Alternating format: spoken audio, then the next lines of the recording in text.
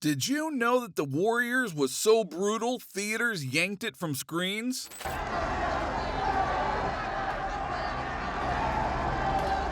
Critics loathed it. Union Square! Union Square! What about the others? Fights erupted at showings, and studios tried to kill it. But it survived. Behind the gangs and chaos were real dangers on set, lost scenes hiding secrets, and unseen shocks. Here are 25 revelations that expose what's been buried for decades.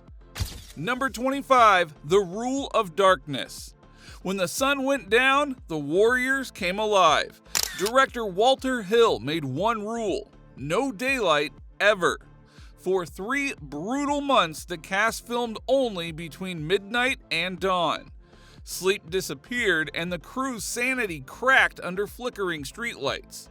That exhaustion became the movie's secret pulse. You could feel the paranoia, the wide eyes, and the breathless energy in every frame. At some point, the crew members joked they were ghosts, fueled by coffee, adrenaline, and fear. It was as if the city itself was watching them. Beyond the stress of the movie, the Warriors faced immeasurable threats from the streets of New York. Speaking of things that tested the crew's limits, one particular moment blurred the line between acting and real danger. Number 24, The Birth of a Nightmare. The most famous moment in The Warriors came when Luther clinked bottles together and sneered, "Warriors, come out to play!" Now, even though it looked rehearsed, it was pure unscripted chaos. David Patrick Kelly invented the line on the spot. He pulled inspiration from a haunting childhood memory where a strange neighbor once taunted kids through a fence.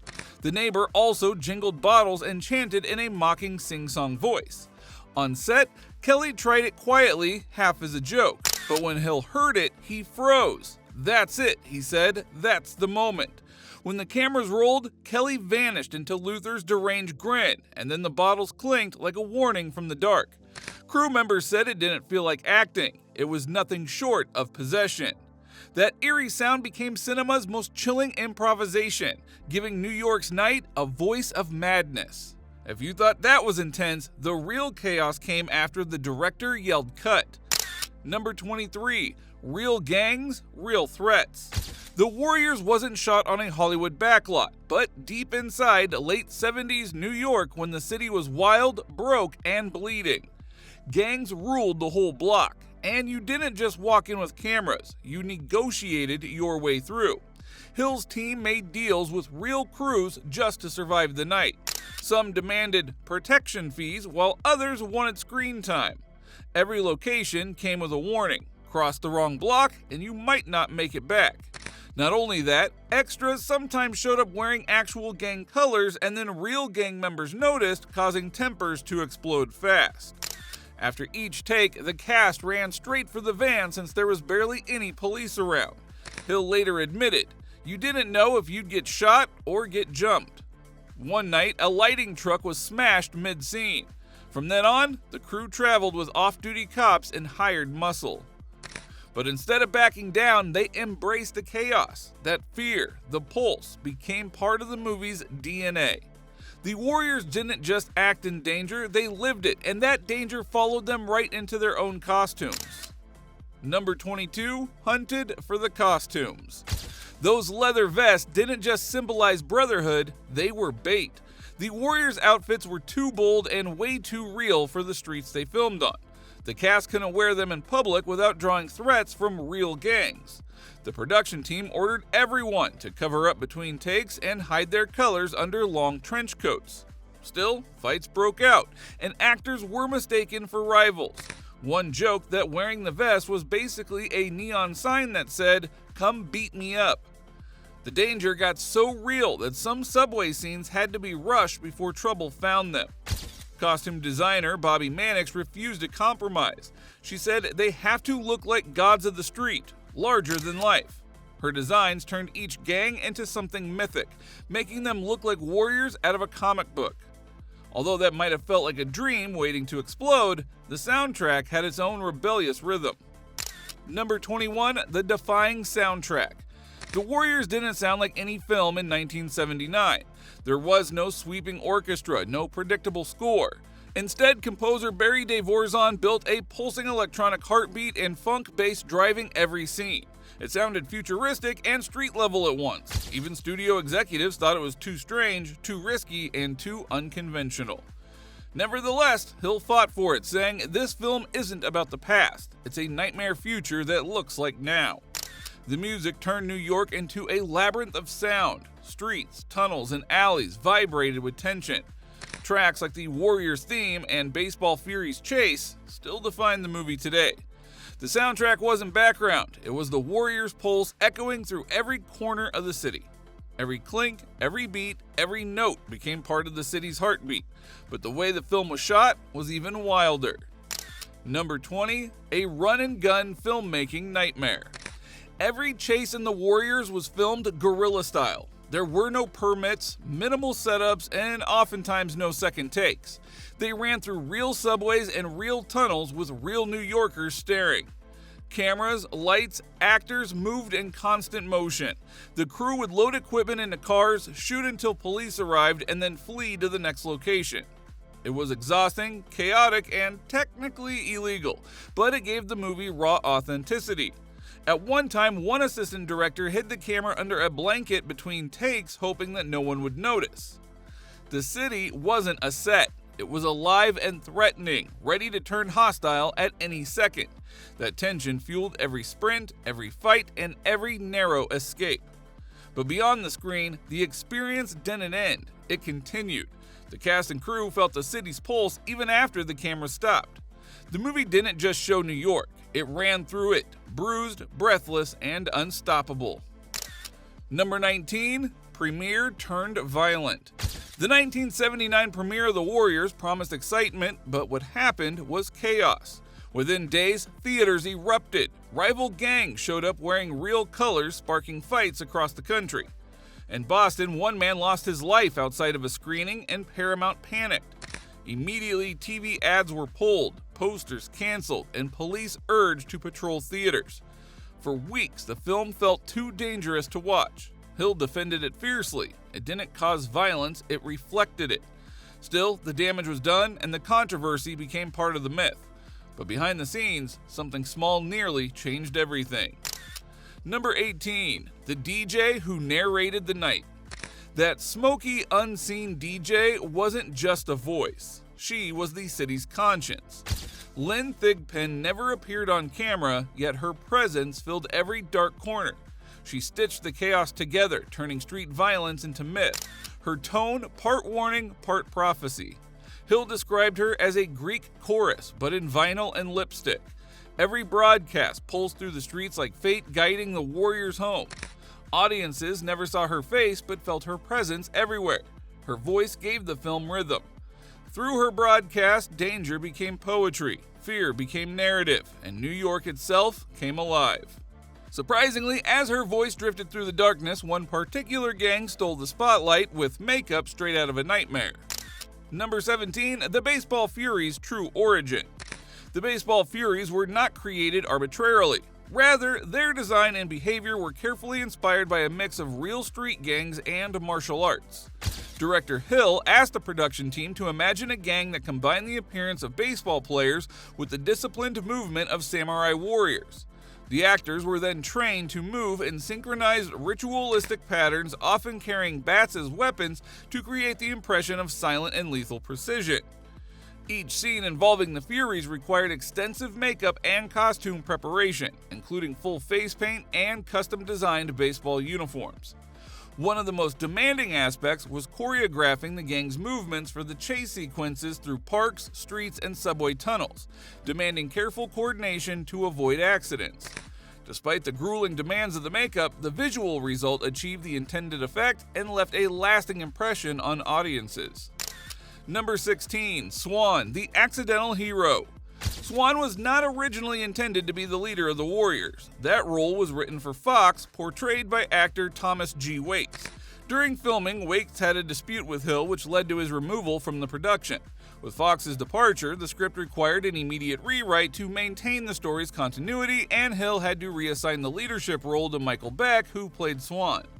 Beck, initially cast as a secondary character, suddenly became the central figure in the narrative.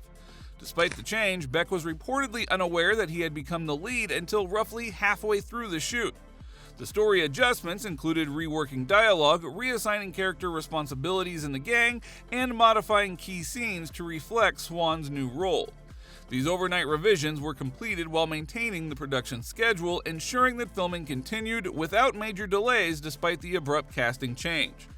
That spontaneous rewrite grounded the movie, and the man who lost his role became part of the story's greatest mystery. Number 15. The Disappearing Fox. Waits' character Fox vanished. One moment he was running, fighting, and surviving. The next moment, he was completely gone. There was no explanation and no goodbye. That disappearance wasn't a creative twist, it was a sudden production fix. Waits' dismissal left the crew with no option but to improvise an overnight exit. It was meant to tidy the plot, but instead it became one of cinema's eeriest vanishings.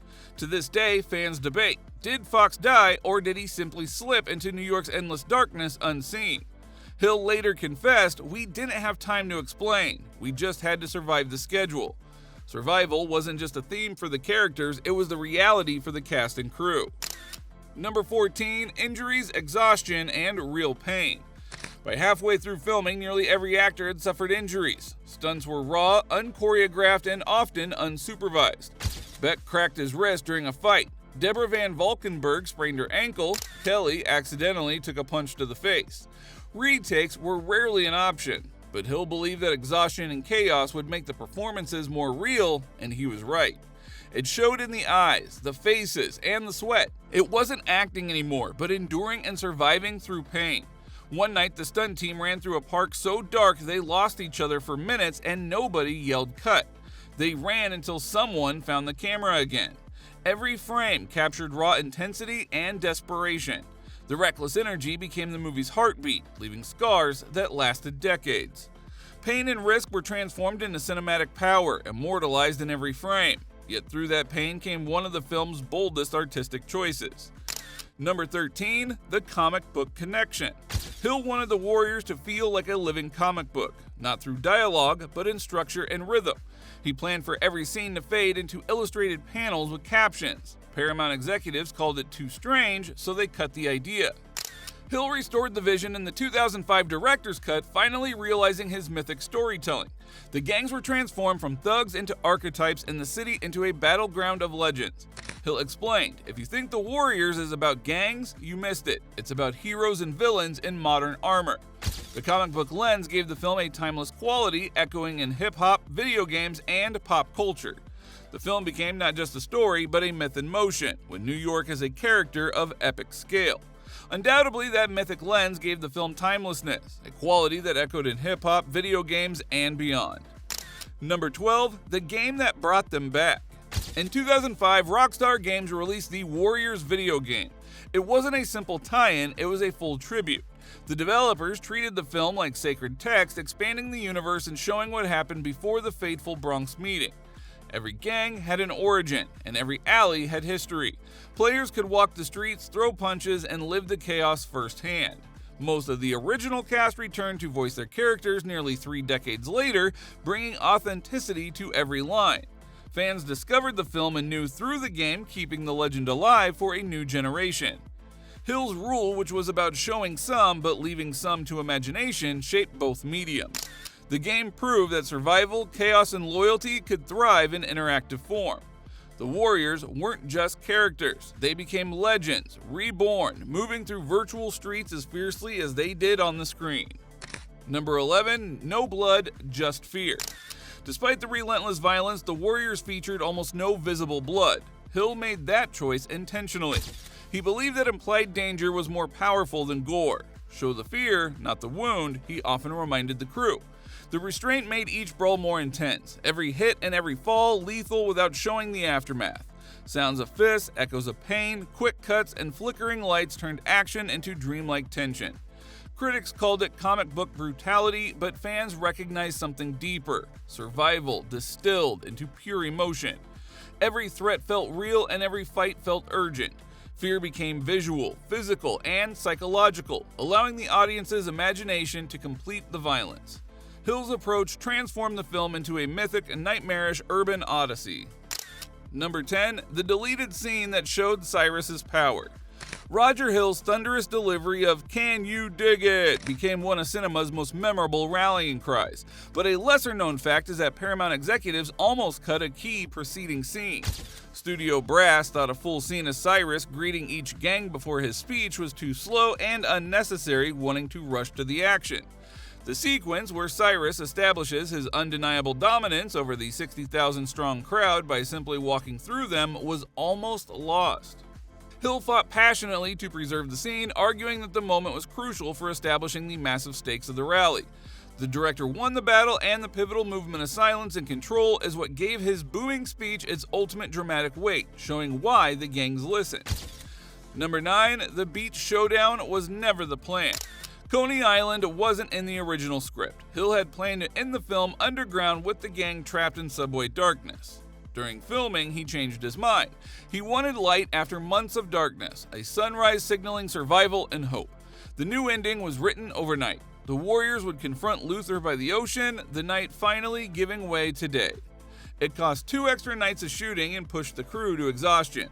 When the sun rose, the reflection on their faces wasn't acting. It was raw relief. That improvised ending gave the warriors closure, proving that even amid chaos, there is always escape. The dawn wasn't just scenery, it became a visual exhale for both the gang and the audience.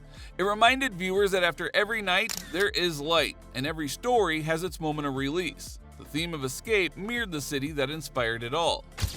Number 8. New York was the real villain. The film wasn't just about gangs, the city itself was the enemy. In 1979, New York teetered on collapse, with crime, blackouts, and graffiti-stained subways. Hill refused to hide the city's decay. "Don't clean anything," he told the crew. "The dirt is the story." Every alley, tunnel, and rooftop was shot as they found it. Rust, rain, and grime became part of the narrative. You could almost smell the sweat and fear dripping from every frame. The city was alive, unpredictable, and relentless, shaping every chase, every fight, and every heartbeat of tension. Even now, the streets feel like characters themselves, unforgiving and immortal. New York was not the backdrop, it was a living, breathing antagonist that pushed the warriors to their limits. But behind the grime and chaos was a production that almost fell apart for one surprising reason: love. Number 7. The love story that wasn't supposed to happen. The romance between Swan and Mercy wasn't in the script. It grew naturally on set during pauses between chaos. Hill noticed the chemistry and rewrote scenes to keep her alongside Swan. Originally, Mercy would have disappeared after the train scene, but their raw energy gave the movie an emotional heartbeat. Off-screen, the actors didn't always get along, but friction on set amplified the on-screen connection. Hill crafted moments to highlight their bond, turning a fleeting connection into something cinematic and unforgettable. It grounded the film emotionally, giving it stakes beyond life or death.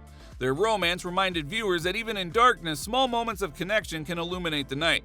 And speaking of emotion, one moment captured that chaos more beautifully than anyone expected. Number 6. The shot that was never meant to happen. During a chaotic subway chase, a cameraman accidentally kept rolling after Hill had called cut. What was filmed wasn't acting, but the aftermath. Exhausted actors panting, sweating, half laughing, and half panicked after a long sprint. Hill watched the footage later and didn't see a mistake, he saw the truth. That unplanned moment became one of the film's most authentic sequences. Everyone gasped, every trembling hand and every bead of sweat captured raw humanity. Hill believed in happy accidents. If something felt alive, don't fix it, film it. This philosophy defined the Warriors from start to finish, with nothing polished and nothing fake. That single accident embodied the movie's soul: survival, chaos, and relentless motion. Through it, the city and the gang felt real, breathing together in one uninterrupted pulse of life.